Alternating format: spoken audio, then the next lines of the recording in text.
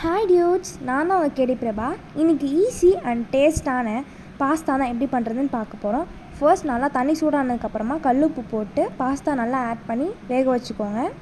நான் கூட கொஞ்சமாக பொட்டேட்டோ மட்டும் ஒன்று ஆட் பண்ணிக்கிறேன். இது ஏன் ஆட் பண்ணி நான் லாஸ்ட்டில் சொல்கிறேன். டேஸ்ட் வைஸ் சூப்பராக இருக்கும், ட்ரை பண்ணி பாருங்கள். இப்போ காய்கறி பார்த்துடலாம். ஒரு வெங்காயம்னா நான் 2 தக்காளி எடுத்திருக்கேன். சூப்பராக இருக்கும் டேஸ்ட்டு. அப்புறம் ஒரு கேரட், உங்களுக்கு பிடிச்ச வெஜிடபிள்ஸ். இப்போ ஒரு பேனில் ஆயில் ஆட் பண்ணிட்டு கொஞ்சமாக வந்துட்டு நான் கார்லிக் சின்னதாக கட் பண்ணி ஆட் பண்ணிக்கிறேன். நீங்கள் வேணால் ஜிஞ்சர் ஆட் பண்ணிக்கலாம்.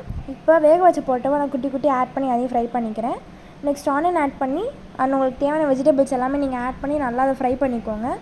தக்காளி வந்துட்டு கொஞ்சம் வேகணும், அப்போ தான் டேஸ்ட் சூப்பராக இருக்கும். இப்போ இது கூட கொஞ்சமாக கரம் மசாலா, உப்பு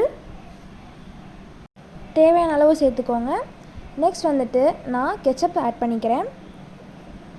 நான் ஒரு 2 ஸ்பூன் ஆட் பண்ணியிருக்கேன். நீங்கள் சில்லி சாஸ் வேணாலும் ஆட் பண்ணிக்கலாம். நல்லா மிக்ஸ் பண்ணி விட்டுக்கோங்க. அவ்வளோதாங்க, நம்ம சூப்பரான பாஸ்தா ரெடி ஆகிடுச்சு. டேஸ்ட் பண்ணி பாருங்கள். டேஸ்ட் வைஸ் சூப்பராக இருக்கும். சீக்கிரமாகவே பண்ணிடலாம். அண்ட் பொட்டேட்டோ நீங்கள் சாப்பிடும் போது நல்லா ஒரு க்ரீமியான டேஸ்ட் அண்ட் அந்த நம்ம ஆயிலில் ஃப்ரை பண்ணும்போது அந்த கிறிஸ்பி டேஸ்ட் சூப்பராக இருக்கும். கண்டிப்பாக ட்ரை பண்ணி பாருங்கள். இந்த வீடியோ பிடிச்சிருந்தா மறக்காமல் லைக் பண்ணுங்கள், கமெண்ட் பண்ணுங்கள். Thank you to all.